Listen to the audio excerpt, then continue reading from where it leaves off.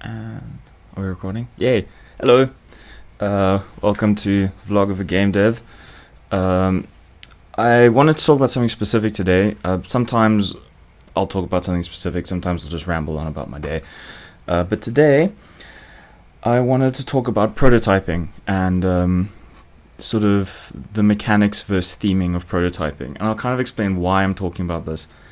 Because there's a weird like phenomenon that kind of cropped up in our local community here. And just as a disclaimer, our local community is amazing, is great. You can get lots of feedback, and they're very supportive. And there's a but, of course. There's a thing that was bugging me for a long time, and I only kind of recently put my finger on it with the help of chatting to friends and so on. And what would happen is that I, for instance, would post a prototype, and I don't do art, so I'll just make it a white boxes, and it's like minimalist is actually being insulting to actual artists. It would just be white boxes. Like, it's not minimalist, it's white boxes, like colored boxes and so on. And I'll post that, and I'll be like, here is my game, here's my prototype of a game. Give me feedback on it, on the mechanics, and I thought it was fine, and I've done this myself for like loads of games. I'm kind of embarrassed now, where I would have the mechanics, and I'd work really hard on the mechanics first and get those locked down, and then think about theming. And that had a number of problems. One was that often the theming can inform the mechanics. If you have the theming put in early on, and having it put in much later, it was very difficult to get those to mesh very nicely. It was a bit easier because then I didn't have to get an artist involved. But that was kind of the problem. The second thing that was going wrong is that I would do these projects in isolation, and I wouldn't get an artist involved. And if they did get involved later on, they would only ever get involved as like, oh, you art my vision. It wasn't, which is what I now kind of promote more, I guess. What I think more is that, if you have an artist on board and you're a programmer, or if you're an artist and you get a programmer on board, you need to share the vision. You need to both work on it.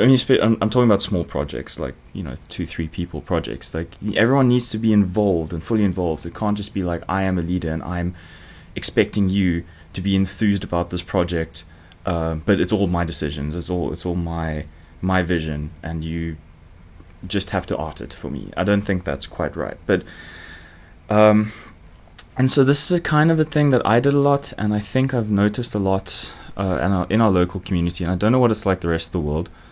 And it's this kind of mechanics first, theming later.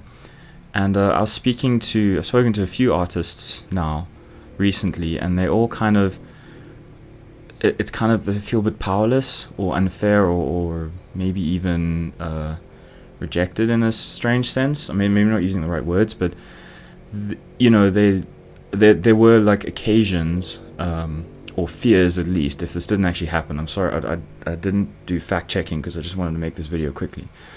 But there were definitely at least fears from artists, or occasions hinting at they would post like their version of a white box prototype. I'm a programmer, so I'd post a like basically a tech demo without any art.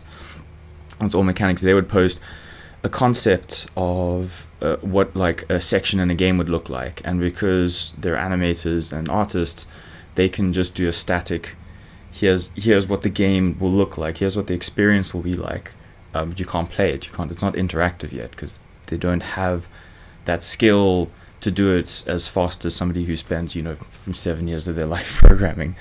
They spent 7 years making shit look amazing. So and people would respond saying, this is great, but where's the game? Like, and you would never get that with a tech prototype. That was just mechanics. They would be like, oh, the mechanics are there, therefore the game's there. And that's kind of where I took issue. I say issue, it's where I'm concerned. And I don't. Maybe I'm wrong. And if people from the local community hear this, and they're, how could you? You're hardly involved in the local community. You have been a bit vacant, but people are worried about this. And I would like there to be a time where somebody posts. I'm gonna certainly try do it where if I post something and there's no art, no theming in it, and I'm just trying to get feedback on a mechanic, I want to be very explicit that this is not a game. Like, I mean, I'm not going to go into what a game is, what the definition of a game, but for me, I'm trying to make experiences. And games are a lot about experiences. I do apologize for this horrid lighting, by the way. I'm sorry. And so I want to make an experience, and a mechanic by itself is rarely an experience. Like for puzzle games, you can get away with kind of doing mechanics first and really locking those down and then theming the mechanics. But then on the other end of the spectrum, like point and click games or horror games, they're almost all theming and very minimal in the mechanics. Like there's a spectrum between like mechanics, theming, and how much it's probably actually more of a graph or whatever. Like, it's complicated. It goes along those two vectors, and certain games you can just do the mechanics first, but what's happened is I think a lot of people have taken that advice that works very well for very mechanics heavy puzzle games and applying it to other games where it would really benefit from having a theme really early on.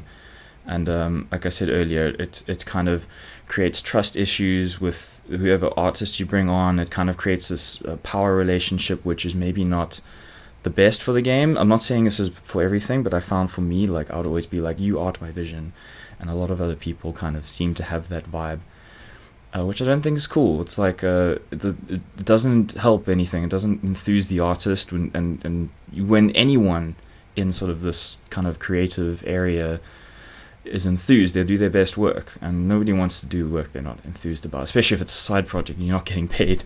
If you're getting paid for it, if you hire an artist to do your work for you, good, like whatever, it's your money and your vision. But I'm talking about like working with somebody to achieve a shared goal or to achieve a vision, and you need to trust them that they will take your vision and improve upon it with their certain perspective, and at the same time they've got to trust that you will give them that freedom.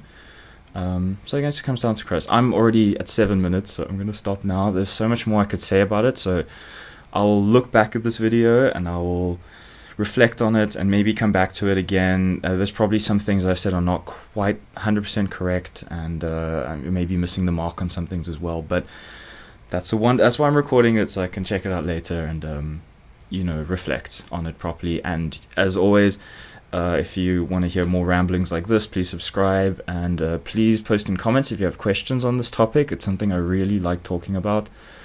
And stay awesome. Bye bye.